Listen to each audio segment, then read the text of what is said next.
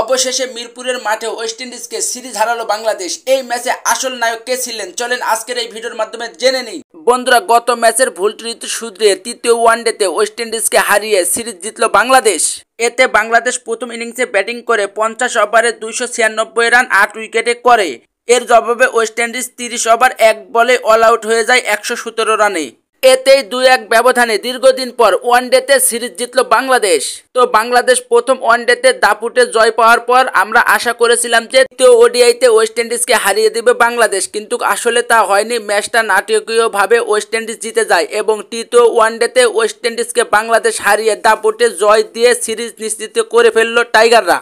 আজকের এই ম্যাচের সর্বোচ্চ রান স্কোরার ছিলেন সৌম্য সরকার। সে 86 বলে 91 রানের ইনিংস খেলে। এর পাশাপাশি সাইফ হাসানও দারুণ একটা ইনিংস খেলে। সে 72 বলে দুর্দান্ত 80 রান করে। এছাড়াও নাজমুল হাসান শান্ত 55 বলে 44 রান করে। এতেই লড়াই করার মতো বাংলাদেশ একটা পুঁজি পায়।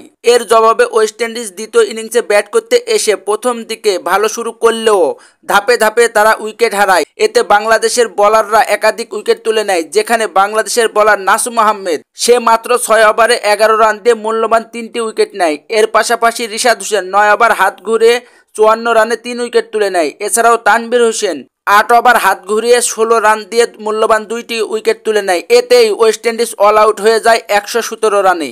এছাড়াও ওয়েস্ট ইন্ডিজের বোলার আকিল হোসেনও এই ম্যাচে দারুণ পারফরমেন্স করেছে। সে 7 ওভার হাত ঘুরে 41 রানে মূল্যবান 4টি উইকেট তুলে নিয়েছে বাংলাদেশের। সব মিলে একটা বিষয় ভাবতেই ভালো লাগছে, বাংলাদেশ ওডিআইতে দীর্ঘদিন পর একটা সিরিজ জিতলো। সব মিলে আজকের দিনটা ছিল টাইগারদের, আর ওয়েস্ট ইন্ডিজকে নাস্তানাবুদ ভাবে হারিয়ে দিল টাইগাররা।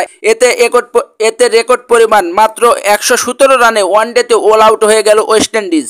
বন্ধুরা, ভিডিওটি ভালো লাগলে লাইক কমেন্ট শেয়ার করে আমার পাশে থাকবেন। ধন্যবাদ।